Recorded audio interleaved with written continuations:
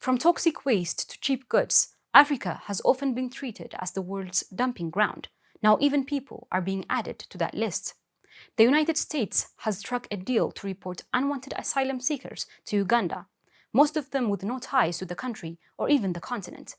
And the question is, what does this mean for Uganda, for Africa, and for the people being sent thousands of kilometers away?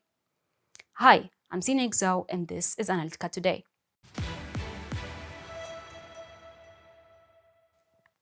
Last week, the Ugandan government confirmed that it had agreed, in principle, to host deportees from the US under a relocation arrangement. Washington says this is about offshoring migrants who failed to win asylum. Uganda insists no official deal has been signed, but already names and stories are surfacing, like that of Kilmar Ábrego García, a man originally from El Salvador, who the US authorities now plan to deport to Uganda, a country he has never visited and with which he has no connection. The story is about more than one man. It's about how Africa, once again, is being positioned at the margins of global politics, expected to absorb crises it did not create. Uganda isn't new to this. It has one of the most generous refugee policies on the continent, hosting over 1 million displaced people from South Sudan, the DRC, and Somalia.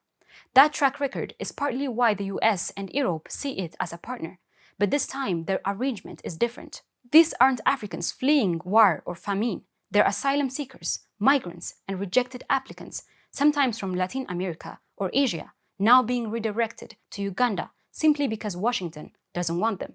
From a humanitarian angle, the implications are troubling. What happens when people are dropped into societies where they have no ties, no language, no cultural familiarity? From a political angle, the message is even blunter, that African nations strapped for cash and often reliant on foreign aid can be persuaded or pressured into absorbing the human fallout of policies made in Washington, London, or Brussels.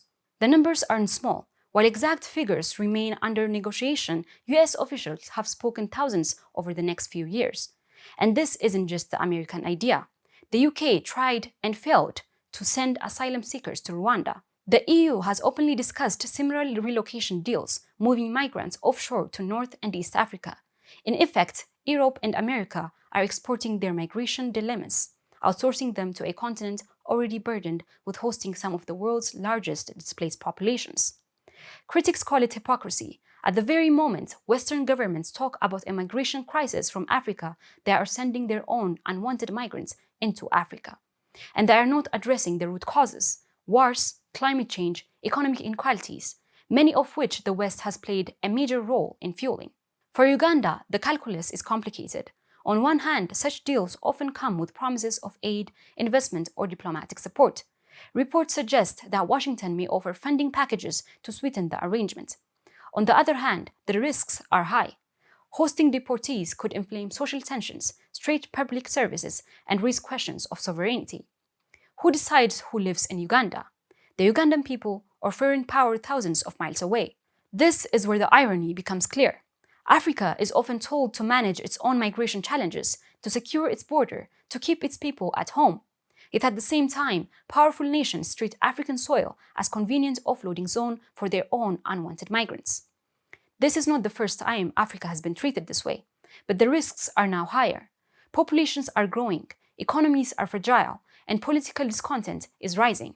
Deals like this risk turning Africa into a buffer zone for Western anxieties, not a partner in global problem solving.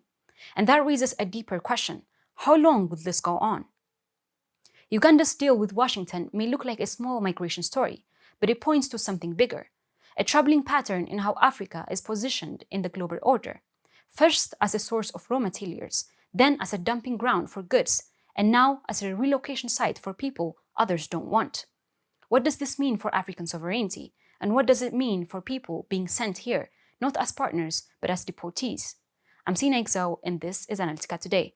If you found this story interesting, don't forget to like, subscribe, and share your comments below.